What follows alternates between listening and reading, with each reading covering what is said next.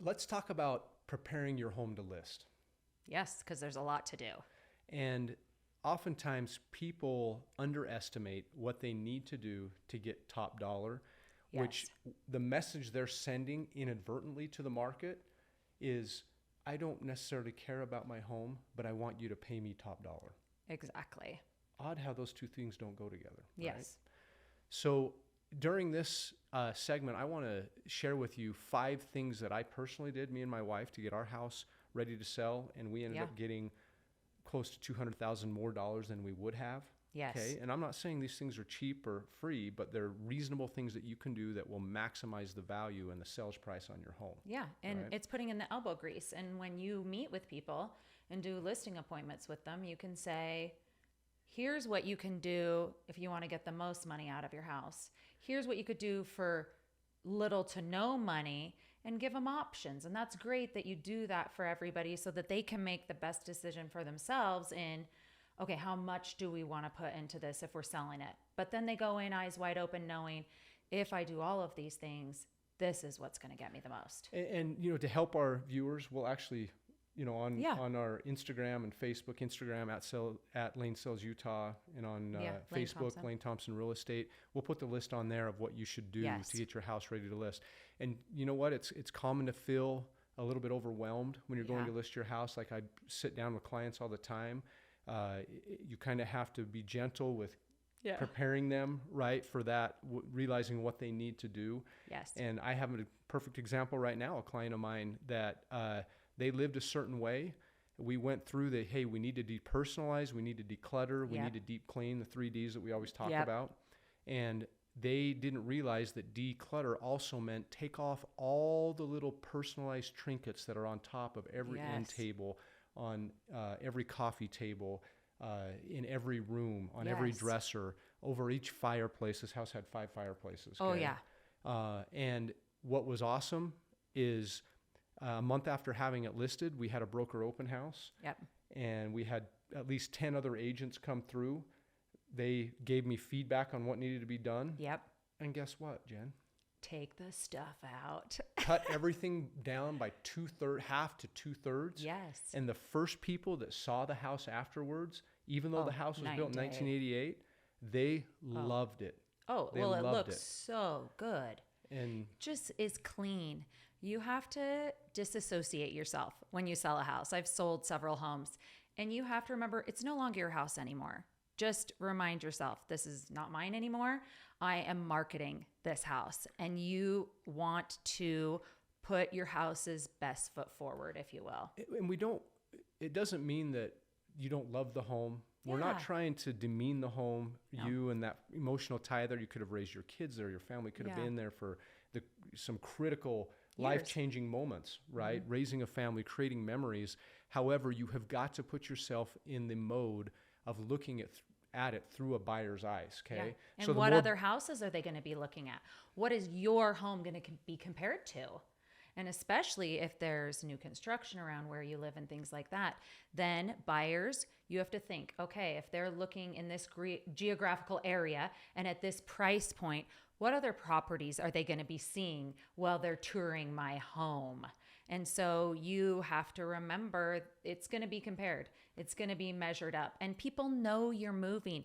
Pack your stuff up, put it in the garage. It's okay. Have it in boxes and take furniture out and take things out and box it up. That's the plan. We're not just listing your house. We want to sell your house. people need to be able to walk into your home and imagine themselves in that space. And if it's full of pictures, full of any Knickknacks, knickknacks everywhere, they can't do that. They have a Yeah. hard time seeing past. So what occurred with this one house specifically that I Yeah. was referring to is it's a custom built home, 100% through and through down to the detail. Oh, yeah. Now you can see the detail that Yes. these are original homeowners from 1988. Yeah.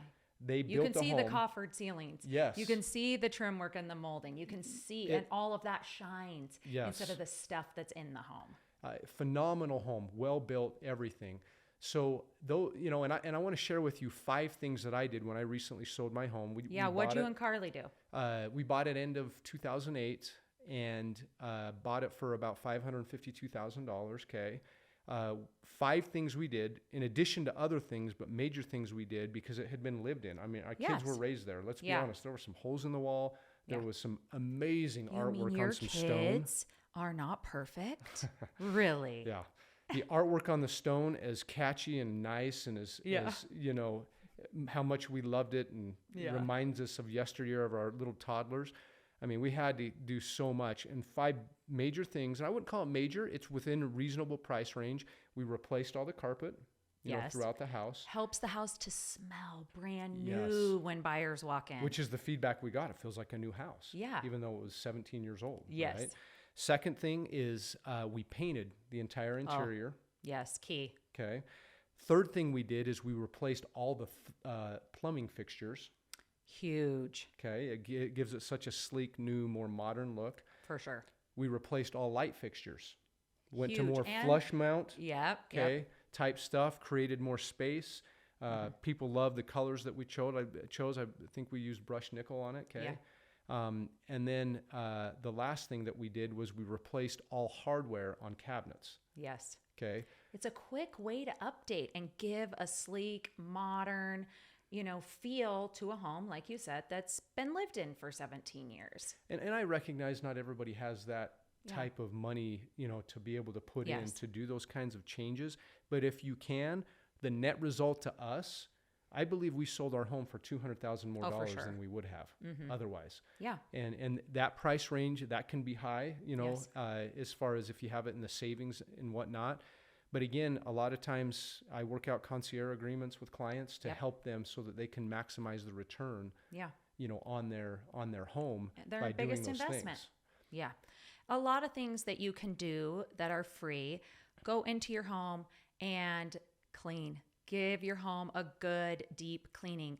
Wipe down all cabinet fronts, walls, baseboards. Windows, huge. Oh, inside windows and out. Are huge. Huge. Blinds.